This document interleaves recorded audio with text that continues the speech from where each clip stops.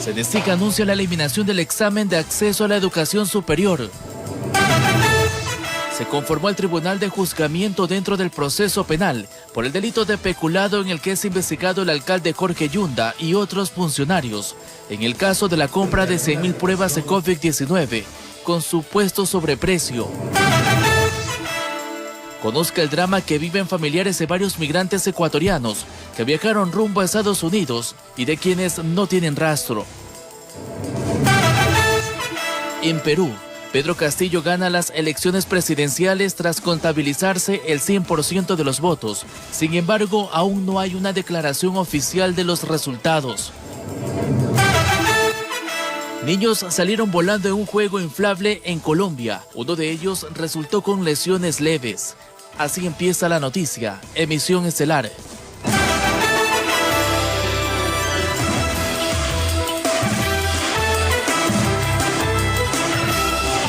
Hola, ¿qué tal amigos? Bienvenidos. Anali, ¿cómo estás? Buenas noches. ¿Cómo estás, Adriana, Charlie y amables televidentes? Enseguida las noticias más importantes. Así es, buenas noches. Iniciamos con un hecho lamentable que nos llega desde la provincia de Manabí, donde hayan ahorcado a un menor de 14 años en Manta. Los detalles de este triste hecho más adelante.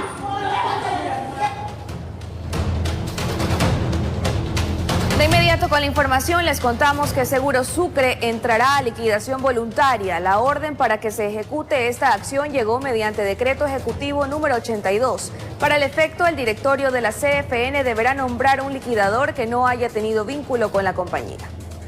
En la parte pertinente del decreto ejecutivo número 82 mismo, que consta de 2 artículos y 2 disposiciones generales, se ordena a los miembros del directorio de la CFN dispongan e inicien la liquidación voluntaria de Seguro Sucre. ¿Por qué?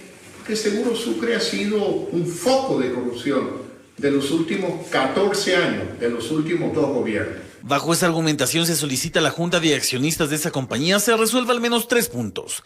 Esos son: la liquidación voluntaria de Seguro Sucre, el nombramiento de un liquidador que no tenga o haya tenido vínculo alguno con la compañía, y el cese de nuevos negocios y de la emisión, extinción y o renovación de pólizas de seguro. No podemos continuar con este proceso en una compañía de seguros que alrededor de la cual hay actos de corrupción que inclusive están siendo castigados en el estado de la Florida, en los Estados Unidos de Norteamérica. A partir de la emisión del presente decreto, todas las entidades del gobierno central e institucional deberán abstenerse de contratar bajo ninguna modalidad previstas en la ley del CERCOP con Seguro Sucre.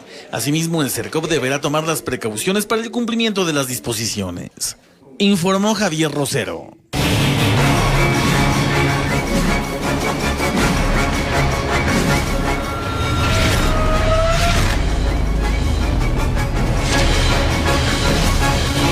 Dos personas resultaron heridas durante una balacera registrada en el sector de Mapasinga, al norte de Guayaquil. Los afectados fueron trasladados hasta una casa de salud donde se recupera. El sonido de los disparos interrumpieron la tranquilidad de la madrugada en el sector de Mapasingue, en Guayaquil. 2 personas heridas tendidas en la calzada fue la novedad reportada durante la madrugada. Esto hizo que las autoridades de seguridad implementen acciones para encontrar a quienes habrían realizado los disparos. Fue en la cooperativa La Esperanza. 2 personas, se reportó 2 personas heridas por arma de fuego. Acudió a las unidades policiales. Tenía una persona una herida en la pierna y la otra en el tórax. Asimismo se levantó 4 indicios balísticos en el lugar. Los heridos fueron trasladados hasta casas de salud cercanas. A una persona herida, los familiares la habían llevado al hospital Guayaquil y la otra persona acudió a una ambulancia para atenderlo, dar los primeros auxilios y trasladarlo inmediatamente al hospital de Guayaquil. Las víctimas están herméticas en decir la causa por la cual pueden haber sido víctimas de este hecho. No proporcionan mayor información o mayores datos para esclarecer el hecho. Moradores del sitio se encuentran asombrados. Dicen que es muy rara la ocasión que ocurren este tipo de sucesos. Solicitan más resguardo policial en la zona. Aquí, subiendo la loma, le dicen prácticamente la piedra, aquí. Claro, primero pasó una moto. Al ratito pasó lo que es el carro, un carro negro polarizado, totalmente, vidrios, todo, negro con azul. La placa no tenía y al ratito fueron los disparos. Bum, bum, bum, bum, rápidamente. De 5 a 6 disparos. Informó Julio César Saona. Y como lo anunciamos, hayan ahorcado a un menor de 14 años de edad en Manta, provincia de Manabí. Se presume que se trata de un caso de suicidio. La policía ya investiga este caso. El mismo día que su padre cumple años, un adolescente decidió quitarse la vida. Este hecho ocurrió en la parroquia Eloy Alfaro en Manta, provincia de Manabí. El menor de 14 años fue hallado ahorcado. Hoy día dice que él amaneció muy alegre, abrazándolo y dándole beso al papá. El hecho generó consternación en vecinos y allegados del menor que no entendían cómo a su corta edad puso fin a su existencia. Da pena porque yo también tengo mis nietos, tengo mis hijos. Me da mucha pena de los bebés. Lo que yo pido que, por favor, ese fuego lo eliminen, si es eso que lo eliminen. Su cuerpo fue llevado a un centro de salud donde los galenos ya no pudieron reanimarlo. Agentes de criminalística llegaron al punto para trasladar el cadáver hasta el centro forense de Manta. Estábamos dentro de la casa y solamente lo que yo salí ya lo traían en un carro. Y la mamá no vive con él, es de familia separada. El motivo que llevó al adolescente a tomar la decisión de autoeliminarse está siendo investigada por las autoridades.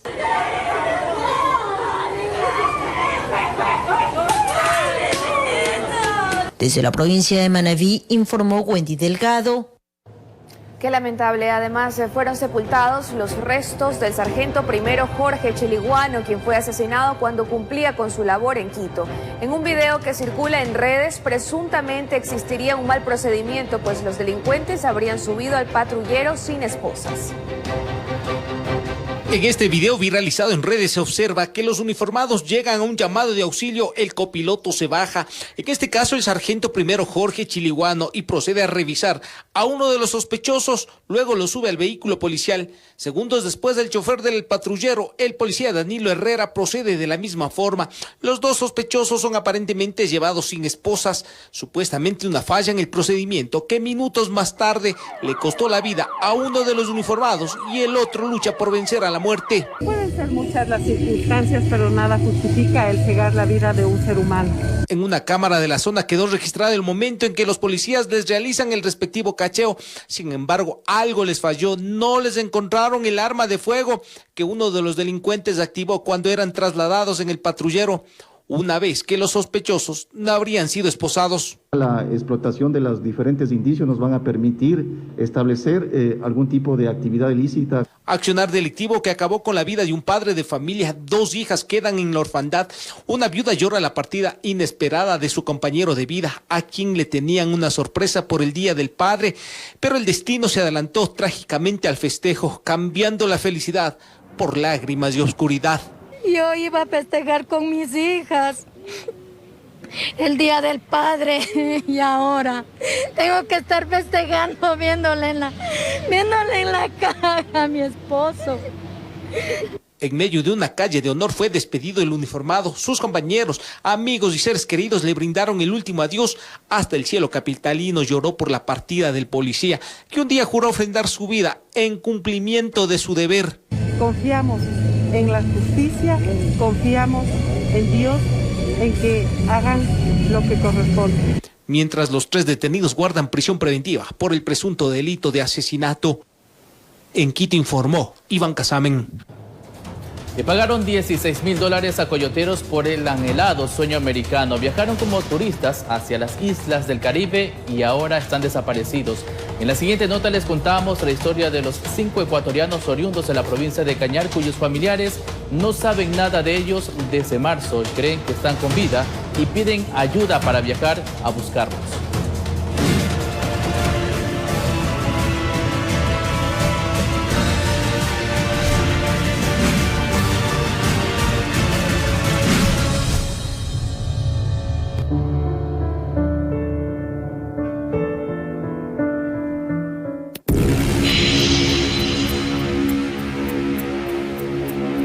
La travesía inicia aquí, en el aeropuerto José Joaquín de Olmedo en Guayaquil, donde se reúnen para el sueño americano, pero no por México, sino por Centroamérica y el Caribe. Hasta aquí vinieron y decidieron partir. Tanto María Elisa Vera Cajilema, de 45 años, Cristian Paul Calle Palacios, de 38 años, su hermano Juan Carlos, de 40 años, la esposa de él, Carolina Calle Orgilés, de 36 años, y Elizabeth Puya Campoverde, de 22 años, todos oriundos de la provincia de Cañar, que conocieron a personas que se dedicaban a llevar amigos, familiares y demás conocidos a Estados Unidos, muchos porque la pandemia los dejó sin trabajo, y les propusieron que pasarían como turistas por $16,000 cada uno. Yo les dije, no se vayan, dije yo. No se vayan, entonces como ya, pues ellos no tenían un trabajito, no tenían que hacerse. Entonces ellos se arriesgaron mismo a ir.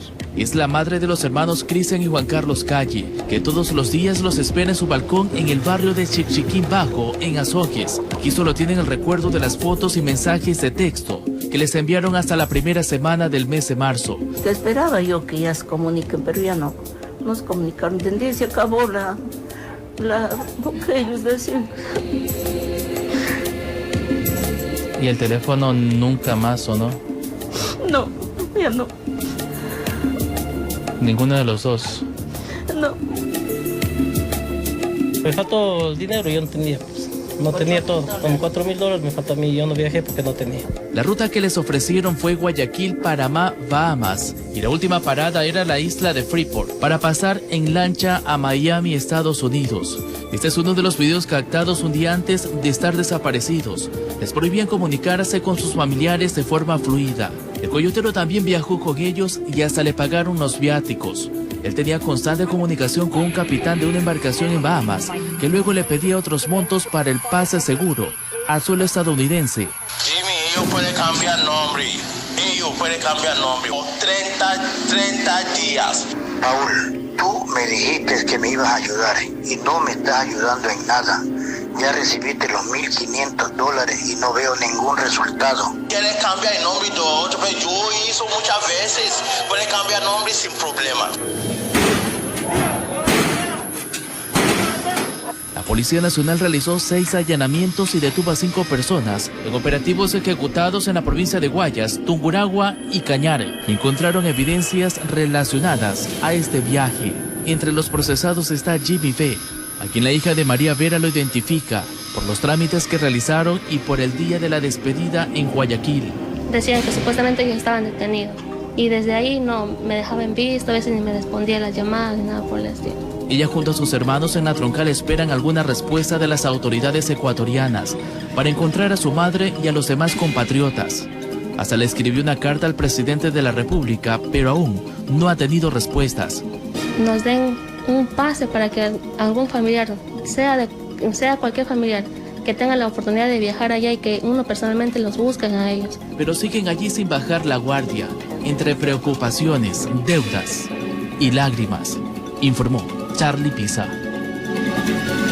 En 2021 ya se reportan cifras mensuales de ecuatorianos que viajan a México y estas se acercan a los 10,000 y tan solo 4,000 regresan. Ya estamos viendo que las personas tienen inconvenientes mortales. La pandemia y el desempleo generan una nueva ola de migración hacia Estados Unidos, lo que pone en alerta a las autoridades. A nivel provincial yo diría en un 200%. En algunos casos, los niños también son llevados en supuestos paquetes turísticos y son abandonados entre la frontera azteca y suelo estadounidense. Los detalles este miércoles en la emisión estelar de su informativo La Noticia. Y mucha atención porque agentes de la unidad de trata de personas impidieron la salida de 2 menores de edad por el aeropuerto de Quito. Una adolescente y su hija pretendían viajar a México en compañía de una mujer quien presuntamente se dedica al coyoterismo. Gracias a labores de perfilamiento, identificaron en la salida internacional del aeropuerto de Tababela a una adolescente de 17 años de edad, su hija de 1 año y medio, en compañía de una mujer, quien en primera instancia intentó hacerse pasar como la madre de las menores de edad. Tras una verificación de su documentación y una entrevista con la menor, se pudo conocer de que no tenían ni guardaban ningún tipo de relación familiar. Cuando el cuento se le cayó, reveló que tenía un poder legal sobre las menores firmado por el padre del adolescente para sacarlas del país con destino a México, que se iban de paseo. La historia no la creyeron los agentes de la unidad de trata de personas, como 2 menores iban de paseo con una desconocida. Esta problemática ha venido marcada de la parte del austroecuatoriano, Cañar, Azuay. Entonces nosotros estamos determinando nuevas modalidades de viajes irregulares hacia Estados Unidos. Aparentemente la mujer sería parte de una organización dedicada al tráfico de migrantes. En esta oportunidad intentó llegar a México para luego, utilizando rutas ilegales, dejar a las menores en Estados Unidos de forma irregular. La menor tenía en su poder $3,000 y parte de ello iba a ser destinado al pago por el traslado hasta los de Estados Unidos. Las menores son oriundas de la provincia del Cañar, ahora permanecen bajo protección de la policía especializada en menores y adolescentes, mientras la presunta coyotera, a órdenes de las autoridades judiciales. La unidad de trata de personas, estamos trabajando en los puertos y aeropuertos con el fin de evitar que sucedan nuevamente estos hechos. En lo que vamos del 2021, 4 organizaciones dedicadas al tráfico de migrantes han sido desarticuladas, 14 víctimas rescatadas y 16 personas detenidas. En Quito informó Iván Casamen. Y el canciller Mauricio Montalvo informó que el Estado brinda toda la atención a los ecuatorianos que a partir de la pandemia empezaron a migrar de manera ilegal a Estados Unidos. Asimismo, informó que se realizará un nuevo proceso de regularización de los ciudadanos venezolanos. Escuchemos. 20 años después del feriado bancario, ahora la migración ilegal es empujada por una pandemia. Y según el canciller, el Estado tiene plena conciencia y asume acciones. O derivadas de la migración riesgosa y que se atenten a sus derechos humanos, a los derechos individuales, más aún cuando hay situaciones como hemos podido ver, tan dolorosas y tristes de personas inclusive menores de edad. Fue durante un conversatorio con medios de comunicación en el auditorio del gobierno zonal, donde también confirmó que habrá un nuevo censo de la diáspora venezolana. Está también ya en conversaciones y coordinaciones con los otros entes rectores de la migración al Ecuador, como es el Ministerio de Gobierno, y esto se va a desarrollar en distintas etapas. En materia de intercambio comercial, el gobierno de Guillermo Lasso también ha manifestado el interés con su principal socio. No sé si estemos tan cerca, pero lo que sí le puedo decir es que es una prioridad para el gobierno nacional. Esto es un asunto extremadamente importante para el país. Tenemos diálogos intensos con la contraparte americana, tanto aquí en el Ecuador como en los Estados Unidos. Tenemos un trabajo coordinado y armónico. Tras el acuerdo multipartes con la Unión Europea, en vigencia desde 2017, la eliminación de la visa Schengen tampoco es tan cercana. Estas condiciones se han agravado por la evolución que ha tenido el fenómeno migratorio en Europa, con la movilización, el desplazamiento de otras zonas, como el problema sirio o la migración masiva desde África. Pero que hará todos los esfuerzos si el COVID no dispone lo contrario, informó Jorge Escobar.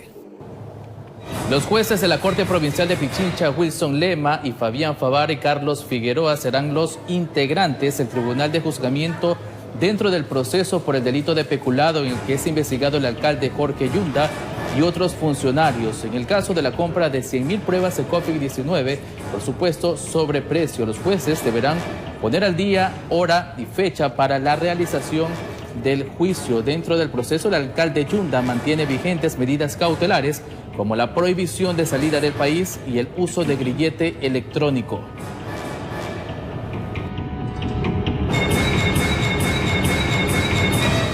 (22:19) y el presidente de la República, Guillermo Lasso, emitió un decreto con el que se retira la seguridad oficial a familiares de exmandatarios. Lo hizo en el marco de la política de austeridad que pregona desde su llegada a Carondelet.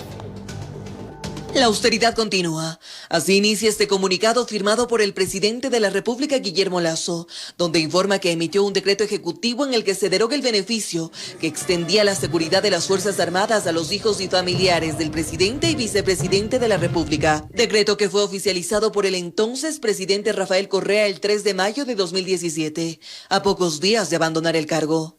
Lo extendía a los hijos, a los familiares, a los parientes. Eso es inaceptable. Las Fuerzas Armadas no pueden estar utilizando todos sus recursos, todos sus efectivos militares y gastos en cuidar la seguridad de los parientes del presidente de la República. Para ser precisos, en el caso del exmandatario Rafael Correa, esta seguridad fue hasta 2017. Pero en el caso de Lenín Moreno continúa, pues miembros de las Fuerzas Armadas protegen a sus hijas, quienes viven en el extranjero. Y he dado, obviamente, un plazo prudente de 30 días para que aquellos hijos o familiares de expresidente o ex vicepresidente que tengan la seguridad de las Fuerzas Armadas, pues estén advertidos que en 30 días se terminó este privilegio que le cuesta al pueblo ecuatoriano. En el artículo 2, el decreto ejecutivo número 75 además señala que la Casa Militar Presidencial tampoco proporcionará seguridad a ministros o secretarios de Estado, con excepciones debidamente justificadas. Informó Ismenia Solórzano. El examen de acceso a la educación superior será eliminado. En su lugar regirá la prueba denominada Transformar y un test de orientación vocacional. Con esto se prevé que para el próximo proceso de admisión universitario, ejecutarse la cuarta semana de junio, ya se cuente con el nuevo mecanismo. La eliminación del examen de acceso a la educación superior fue una de las promesas de campaña del presidente Guillermo Lasso. Ese anuncio se concretó este martes. Eliminaremos el examen de acceso a la educación superior EAES y en su lugar habrá una evaluación que medirá competencias y habilidades. Transformar tendrá ese objetivo. Transformar no es otra cosa que el nombre de la evaluación que reemplazará bajo los parámetros expuestos a la EAES. Adicionalmente, tomaremos un test de orientación vocacional que te permita tener una idea clara del campo en el que podrás tener un mejor desenvolvimiento académico y laboral. Según el titular de la CENESID, Alejandro Rivadeneira, con esto se busca precautelar el acceso sea a la universidad, instituto tecnológico o escuela politécnica de preferencia del estudiante. Lo mismo sucede con la carrera a elegir. Pero no solo eliminaremos de la EAES, también haremos una serie de cambios para mejorar tus oportunidades de acceso a la educación superior, que reconozca más aún tu esfuerzo en el colegio y principalmente con políticas que amplíen los beneficios a grupos históricamente excluidos. Fomentando la autonomía universitaria para el periodo de admisión que iniciará la cuarta semana de junio, se prevé la transferencia del proceso a las instituciones de educación superior. Informó Javier Rosero. De regreso a temas nacionales, el contralor Pablo Celi fue trasladado a la cárcel 4 de Quito tras ser dado de alta médica del Hospital Eugenio Espejo. Luego de superar el COVID-19, Celi permanece privado de su libertad desde el pasado 13 de abril, acusado del presunto delito de delincuencia organizada en el caso Las Torres. Luego de 8 días de haber permanecido internado en el Hospital Eugenio Espejo, el contralor Pablo Celi volvió a la cárcel 4 de Quito, en cumplimiento a la orden de prisión preventiva que pesa sobre él. Y es que el Servicio de Atención Integral de Personas Adultas Privadas de la Libertad, SNAI, señaló a través de su cuenta de Twitter que ese traslado se dio en medio de estrictas medidas de seguridad y en coordinación con la Policía Nacional. Mientras que en horas de la tarde de este martes estaban sus familiares en los exteriores de esa cárcel, quienes hablaron por primera vez ante los medios de comunicación sobre la situación del contralor. Nosotros estamos esperando saber en qué estado entra acá, porque si sale con un alta, no tienen por qué aislarlo, él tiene un alta de COVID. Estamos a la espera de saber cómo está de salud después de 7 días de encierro en el Eugenio Espejo y cuáles son sus condiciones. La defensa de Celi indicó desconocer del traslado de su defendido. Sí, él dice que se siente muy mal todavía, pero ya está aquí, ya el médico del Eugenio Espejo le ha dado de alta. Es por ello que insistirán, dicen, en la revocatoria la prisión preventiva, ya que según su abogado no existen argumentos jurídicos que sustenten la decisión. Para este lunes, por ejemplo, estaba prevista la audiencia de revisión de medidas cautelares. Sin embargo, esa diligencia no se realizó. Por un percance en mi salud he solicitado el diferimiento de la audiencia de revisión de medidas de Pablo C., escribió la fiscal Diana Salazar, a la vez que señaló que mientras los procesados sigan en el poder será muy difícil que la justicia haga su trabajo con celeridad y transparencia. Veo con preocupación, sostuvo, como algunas personas continúan gozando del respaldo de quienes les deben favores. Aquellas publicaciones generaron un intercambio de twitters entre la fiscal y el presidente Guillermo Lasso. Señora fiscal Diana Salazar, con relación a su denuncia he solicitado precisar si algún funcionario de mi gobierno ha ejercido algún tipo de presión para proceder en consecuencia. A lo que la titular de la fiscalía señaló, presidente Guillermo Lasso, no son funcionarios de su gobierno, sino ex autoridades y personal de otras funciones, quienes han querido incidir a favor de la revisión de medidas dispuestas al procesado Pablo C. Informó Marilyn Jaramillo. El presidente Guillermo Lasso mantuvo su primera transmisión en vivo en la que participaron más de 7.000 personas. El jefe de Estado habló sobre la adquisición de vacunas, acuerdos internacionales, educación superior, entre otros temas.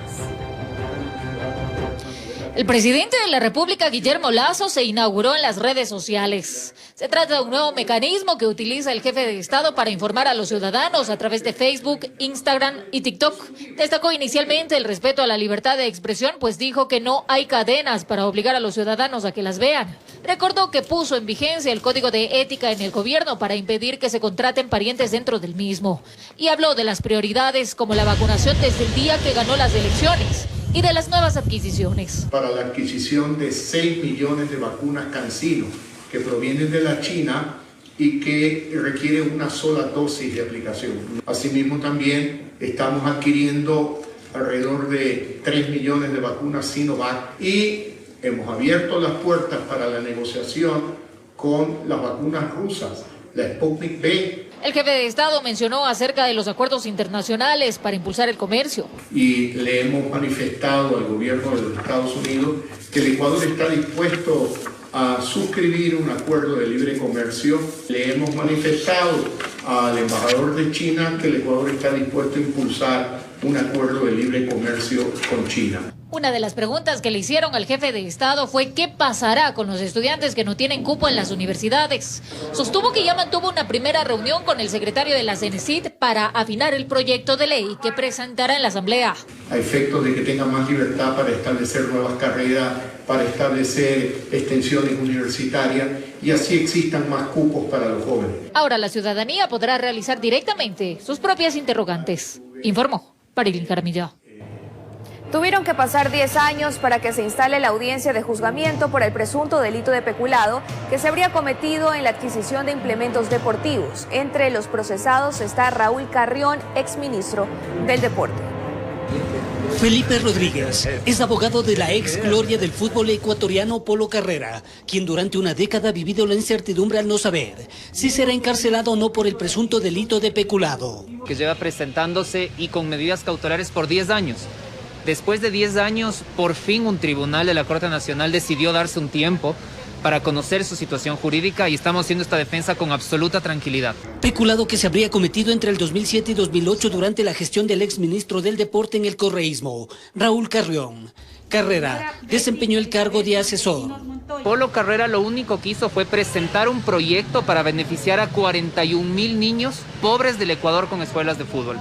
Por ponerles un ejemplo, él decía necesito 500 balones de fútbol y mandaba su requerimiento. Lo que discute Fiscalía es si esos balones se compraron al valor real con sobreprecio de forma dirigida. Eso no es competencia de quien hizo el proyecto y quien soñaba con ayudar a estos niños, que de hecho lo hizo. Esta vez la audiencia de juzgamiento está a cargo de los jueces de la Corte Nacional de Justicia Walter Macías, Byron Guillén y Daniela Camacho. Se prevé que dure unos 3 días.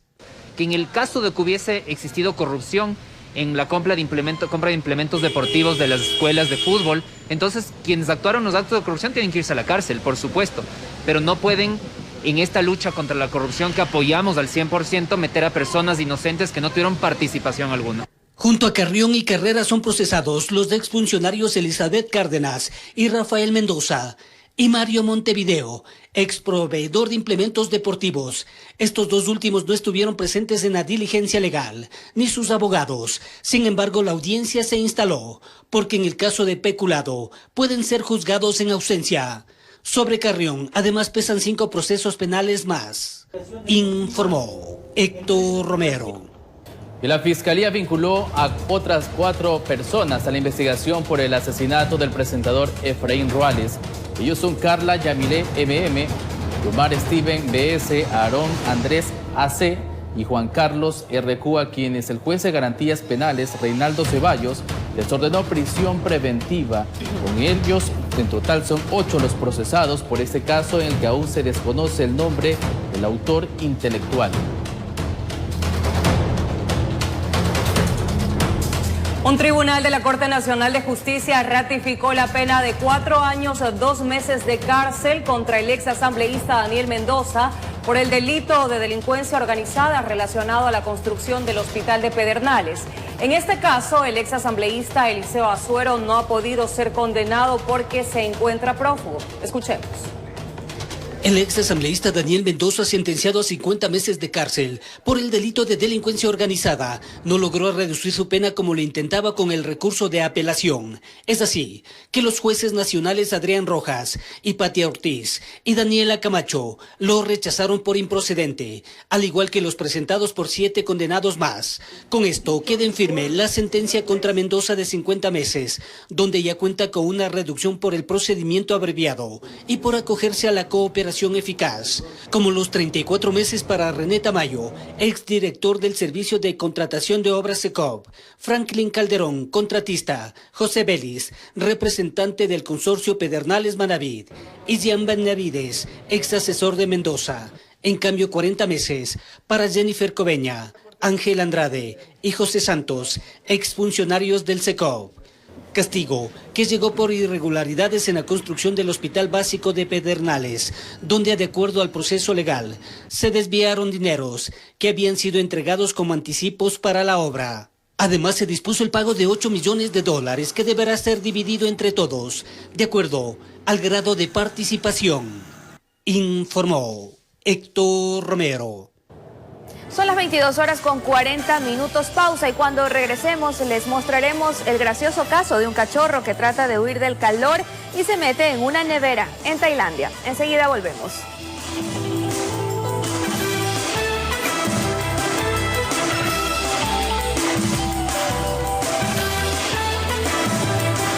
Viajan a México y estas se acercan a los 10.000 y tan solo 4.000 regresan. Ya estamos viendo que las personas tienen inconvenientes mortales. La pandemia y el desempleo generan una nueva ola de migración hacia Estados Unidos, lo que pone en alerta a las autoridades.